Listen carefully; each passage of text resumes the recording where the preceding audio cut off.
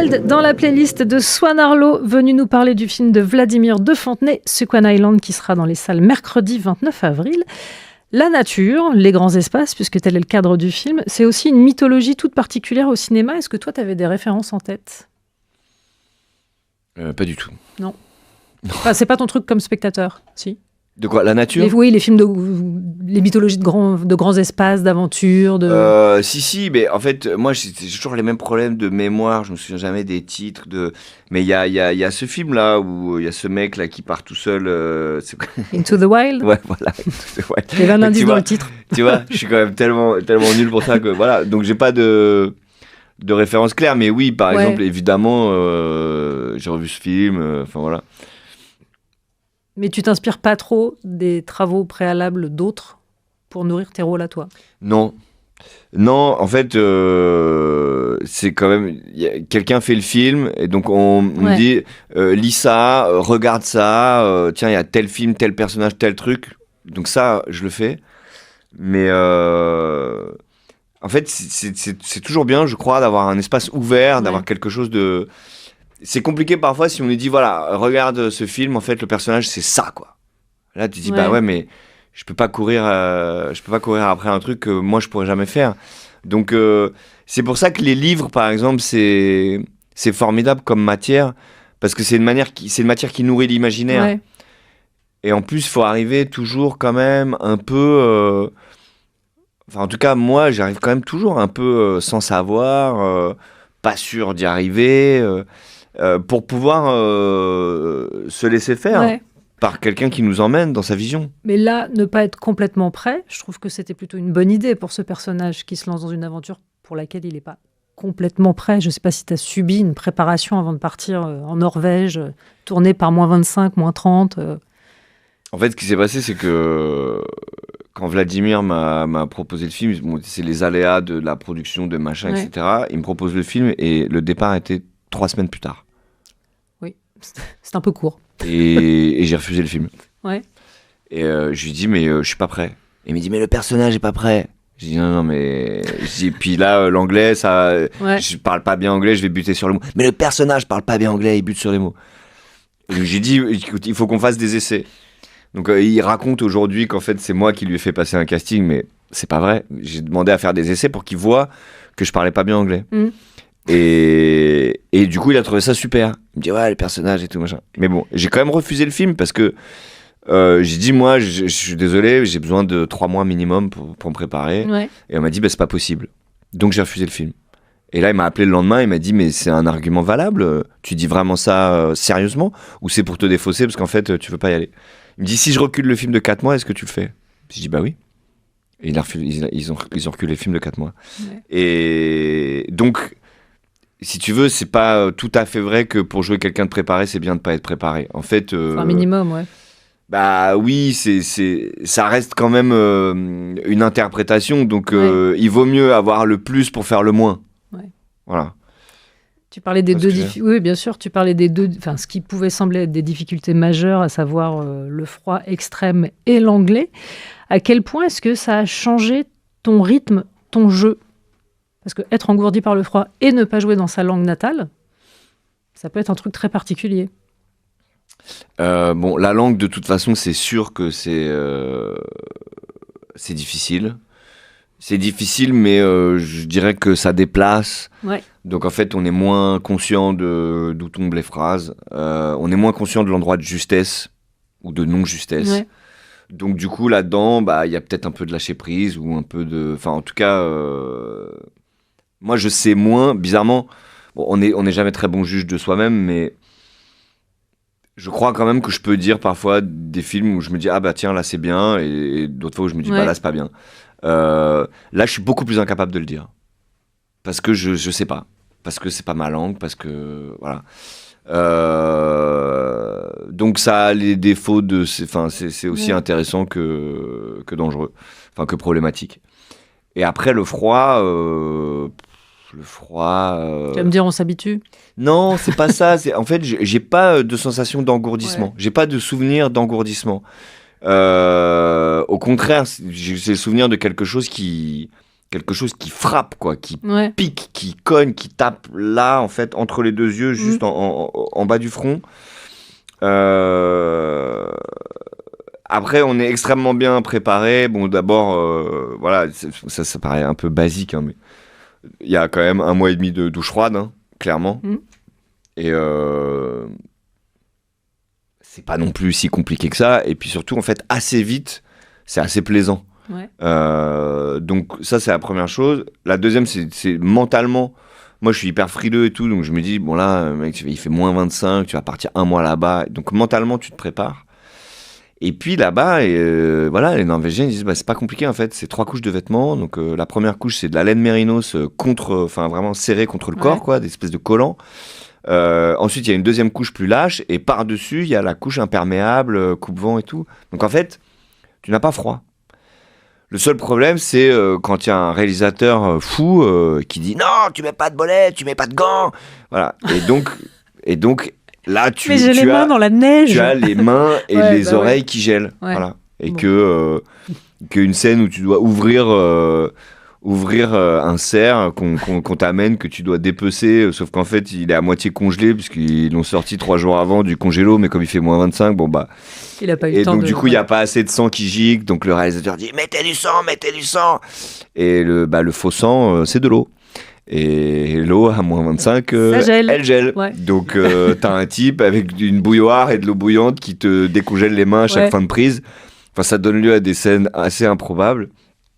Mais bon, tout ça fait partie du côté aventure. C'est des petites épreuves comme ça, mais c'est... En fait, c'est assez réjouissant. Après, bon, je dois avouer que les moments où vraiment j'ai eu froid, parfois il y a un moment où je prends un seau d'eau dans la tronche, là... Et où en fait ils m'ont laissé baigner pendant des heures dans mon eau, ils ouvraient les fenêtres, enfin il fait moins 25 dehors, quoi. Donc il y a eu des moments un peu difficiles, mais c'est le jeu. Et je salue la prestation de ton partenaire Woody Norman, qui est un jeune acteur britannique qui joue ton fils et qui est aussi absolument formidable. On poursuit la conversation dans un instant. Nouvelle pause musicale. Tu as choisi d'écouter Biasto avec Benef. Même punition que pour les autres titres, il va falloir le justifier. J'adore ce son. Et en plus, il se trouve que c'est mon frère. Voilà, c'est mon frère qui chante et il est trop fort. Donc, je suis ravi qu'on l'écoute ici. NTM dans Nova le soir. Qu'est-ce qu'on attend ? Parce que pourquoi pas, c'est ainsi que je vais le justifier auprès de mon invité, Swan Arlo. Ouais, voilà, j'avais envie d'écouter ça. Pour foutre le feu. Je te pose la question. Je me demande bien. Qu'est-ce qu'on attend pour ne plus suivre les règles du jeu ? Là, il serait temps quand même. Ouais. Parce que ça dévisse sérieusement. Tout petit peu, oui. Un tout petit peu. On va marquer une courte pause. Dans un instant, il sera question d'arc-en-ciel et de rénovation. Si, je te garantis. Et toujours en compagnie du comédien Swan Arlo. D'ailleurs, est-ce que je dis comédien ou acteur ? C'est une question que j'aime bien poser. Moi je dis comédien, mais acteur ça marche aussi. Je sais pas pourquoi, ça revêt une dimension un peu plus prétentieuse. Je sais pas pourquoi. Moi je n'arrive pas à savoir lequel des deux termes a l'air le plus prétentieux en réalité. Je sais pas. Si toutefois ça l'est, parce que ça désigne un même métier. Je ne sais pas, mais moi je pense que je préfère dire comédien pour cette raison-là que je pressens, mais que je saurais pas expliquer. Très bien. On parlait il y a un instant d'une paternité particulière avec le film Sequan Island. En voici une autre. Mickey ? Je commençais sérieusement à m'inquiéter. Qu'est-ce que ça peut être ? Aucune idée. À mon avis, c'est un magicien. Ou peut-être un ange. Tu as prêté ta voix au père d'Iris, la petite héroïne d'Arco, et au robot qui lui sert de nanny. Arco, c'est la merveille de film d'animation d'Hugo Bienvenu, double César et nomination à l'Oscar. C'est ton premier doublage ? Non. Mais de film d'animation ? Non. Il y avait les Hirondelles de Kaboul. Tout à fait, que j'ai complètement omis. Mais alors pourquoi est-ce que tu as choisi ce film-là ? C'est quand même le film qui m'a choisi plutôt. Mais Hugo m'a proposé ce personnage. En plus, alors j'ai eu le scénario et puis En fait, il avait déjà dessiné tout le film, mais en esquisse comme ça. Ouais. De toute façon, vous avez vu le film. Voilà. Oui. Donc, il y a un moment maintenant, parce qu'après, c'est un travail énorme qui leur prend quand même beaucoup de temps. Mais le projet était formidable. Lui, c'est quand même un mec, je trouve extrêmement talentueux. Et le travail de l'enregistrement était génial parce qu'en fait, il y avait quand même un espace un peu reconstitué avec des, voilà, je sais pas, un lilas, une table, machin, et puis on s'est bien amusé et puis après, bah, moi j'étais voir, j'ai pas pu aller aux avant-premières et tout, donc j'ai découvert le film au cinéma avec mon fils. On était tous les deux en larmes à la fin. Donc voilà, une grande... un immense plaisir d'en faire partie, quoi. Mais je note que même quand tu choisis un film d'animation ou qu'un film d'animation te choisit, il n'est pas dépourvu de conviction, ou en tout cas d'un propos. Ça, je crois que c'est un peu malgré moi, parce que je me dis jamais... je fais pas des choix... qui sont politiques ou quoi. Je fais des choix de choses où je me dis ah bah tiens là j'ai envie d'y aller. Et puis après je pense que maintenant à force on vient aussi un peu me chercher voilà. Je vois, oui. Voilà. L'aventure qu'a vécu le film, toi bah tu l'as vécu aussi, tu la connais avec Anatomie d'une chute, c'est-à-dire traverser l'Atlantique pour aller faire la course aux Oscars. Est-ce que tu as servi de coach ou tu t'es tenu très loin? Pour Arco, non, je me suis tenu assez loin. Je les ai croisés au César, enfin à plusieurs occasions. J'étais toujours content de les voir et tout, mais non. Et puis alors, pour le coup, faire une voix dans un film d'animation, bah, c'est-à-dire que aux États-Unis, le film, il y a une version anglaise en fait. Mais il pourrait avoir cette petite attirance et ce petit snobisme de dire, bah, c'est un film français, regardons-le en français. Ouais, mais je pense qu'ils ont vraiment fait une version anglaise et que j'ai pas vu d'ailleurs, mais qui doit être tout aussi bien parce que c'est aussi ça. Enfin, je veux dire, un film d'animation, c'est quand même d'abord. Alors bien sûr, il y a l'interprétation, hein, mais je serais curieux de voir d'ailleurs qui fait le robot dans cette affaire. On va enquêter. Puisqu'on parle de récompense, tu étais encore nommé cette année pour L'Inconnu de la Grande Arche de Stéphane de Moustier. Quelle place ça prend, ce genre de reconnaissance? Bah. Les questions subsidiaires, ils sont où les 3 César? À la cave. Pourquoi ne suis-je pas étonné? En même temps, ça répond partiellement à la question. Quelle place ça prend? Bah, ils sont à la cave. Voilà. Oui, après, en fait, c'est toujours, je dis toujours, franchement, les récompenses, c'est pas important, on s'en fout de ça. Et en fait, c'est tellement plus facile de dire ça quand on en a. On en a, oui, voilà. Bah oui.